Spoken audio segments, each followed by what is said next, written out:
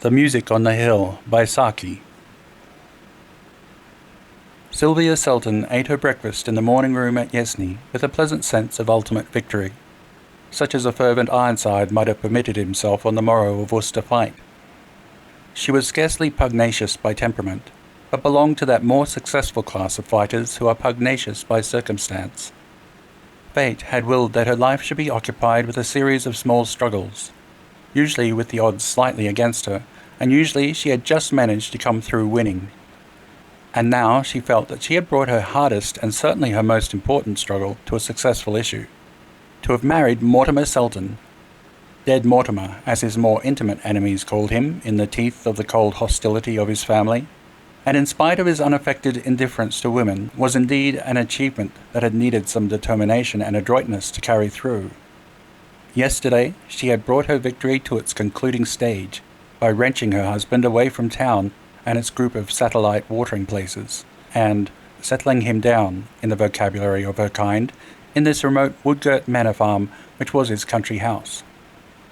"You'll never get Mortimer to go," his mother had said carpingly, "but if he once goes, he'll stay. Yesney throws almost as much a spell over him as town does. One can understand what holds him to town, but Yesney?" And the dowager had shrugged her shoulders. There was a sombre, almost savage wildness about Yesney that was certainly not likely to appeal to town-bred tastes, and Sylvia, notwithstanding her name, was accustomed to nothing much more sylvan than leafy Kensington. She looked on the country as something excellent and wholesome in its way, which was apt to become troublesome if you encouraged it overmuch. Distrust of town life had been a new thing with her, born of her marriage with Mortimer, and she had watched with satisfaction the gradual fading of what she called the German Street look in his eyes as the woods and heather of Yesney had closed in on them yesternight. Her willpower and strategy had prevailed. Mortimer would stay. Outside the morning-room windows was a triangular slope of turf, which the indulgent might call a lawn, and below its low hedge of neglected fuchsia bushes a steeper slope of heather and bracken dropped down into cavernous combes overgrown with oak and yew. In its wild open savagery there seemed a stealthy linking of the joy of life with the terror of unseen things. Sylvia smiled complacently as she gazed with a School of Art appreciation at the landscape, and then of a sudden she almost shuddered. "It is very wild," she said to Mortimer, who had joined her. "One could almost think that in such a place the worship of Pan had never quite died out." "The worship of Pan never has died out," said Mortimer. "Other newer gods have drawn aside his votaries from time to time, but he is the nature god to whom all must come back at last. He has been called the father of all gods, but most of his children have been stillborn." Sylvia was religious in an honest, vaguely devotional kind of way, and did not like to hear her beliefs spoken of as mere aftergrowths. But it was at least something new and hopeful to hear Dead Mortimer speak with such energy and conviction on any subject. "You don't really believe in Pan?" she asked incredulously. "I've been a fool on most things," said Mortimer quietly, "but I'm not such a fool as not to believe in Pan when I'm down here. And if you're wise, you won't disbelieve in him too boastfully while you're in his country."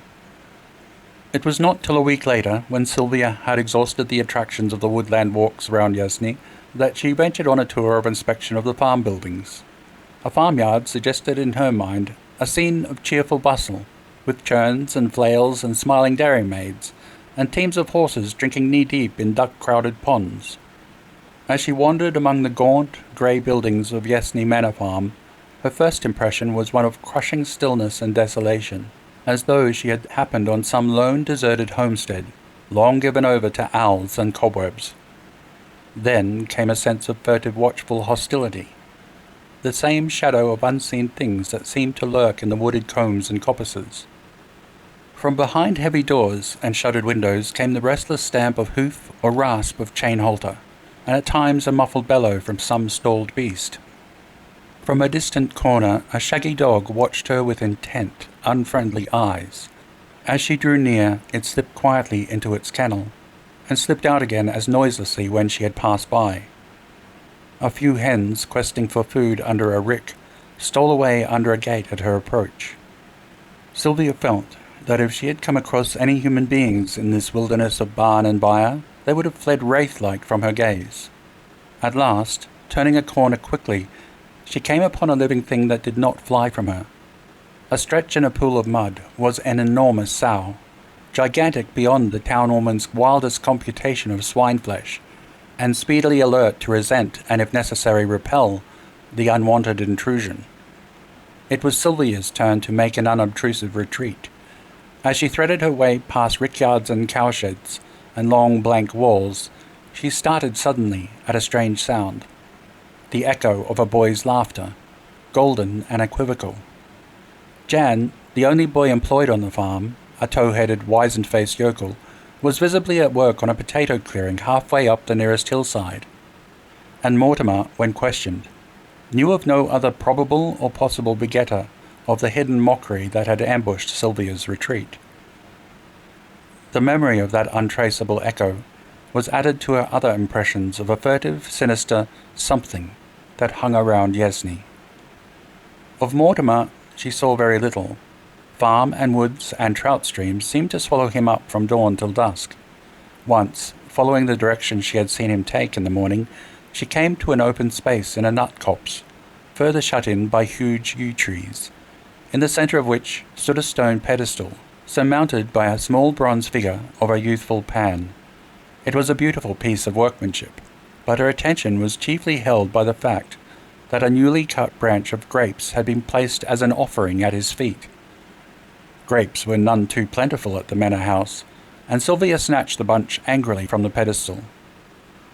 Contemptuous annoyance dominated her thoughts as she strolled slowly homeward, and then gave way to a sharp feeling of something that was very near fright. Across a thick tangle of undergrowth, a boy's face was scowling at her, brown and beautiful, with unutterably evil eyes. It was a lonely pathway. All pathways round Yezny were lonely for the matter of that, and she sped forward without waiting to give a closer scrutiny to this sudden apparition. It was not till she had reached the house that she discovered that she had dropped the bunch of grapes in her flight. "I saw a youth in the wood today," she told Mortimer that evening, "brown-faced and rather handsome, but a scoundrel to look at. A gypsy lad, I suppose."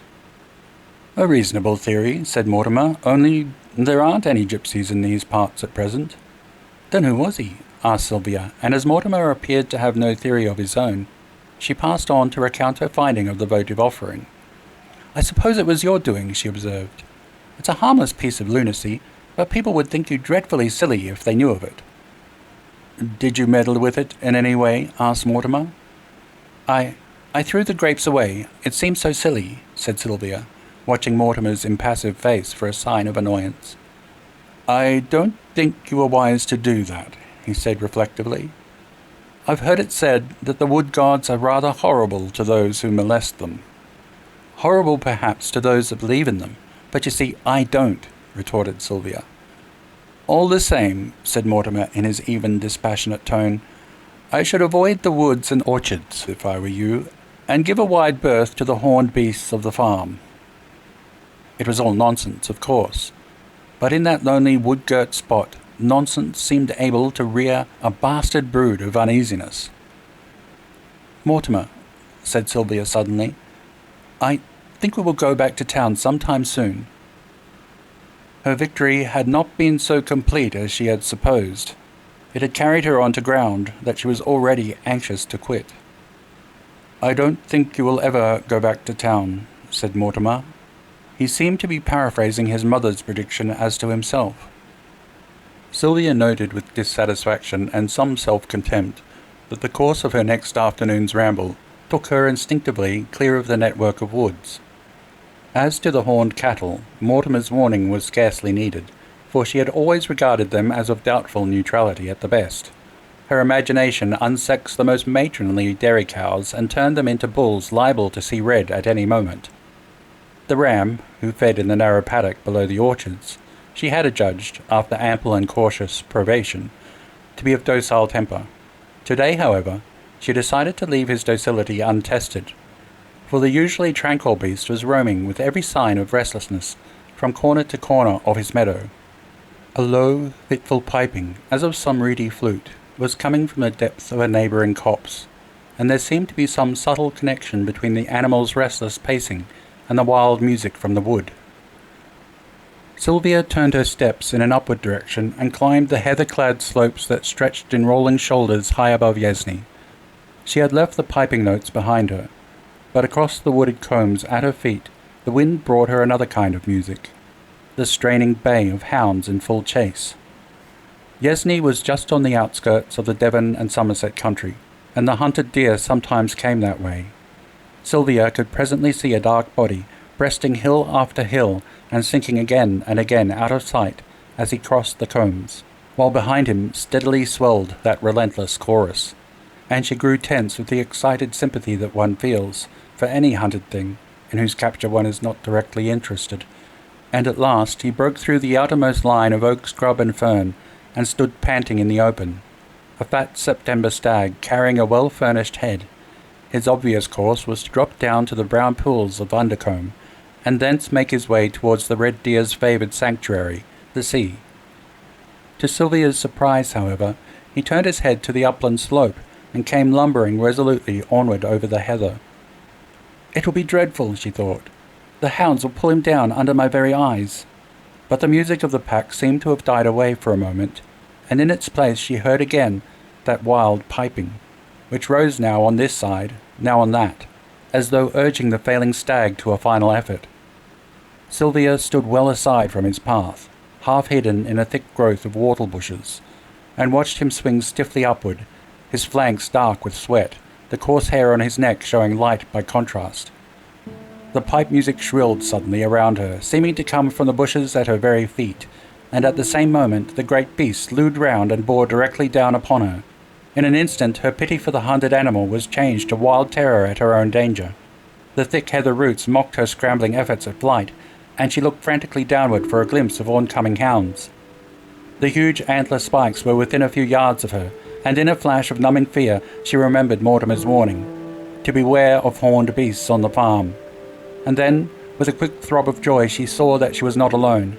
A human figure stood a few paces aside, knee-deep in the whortle bushes. "Drive it off!" she shrieked, but the figure made no answering movement. The antlers drove straight at her breast. The acrid smell of the hunted animal was in her nostrils, but her eyes were filled with the horror of something she saw other than her oncoming death, and in her ears rang the echo of a boy's laughter, golden and equivocal.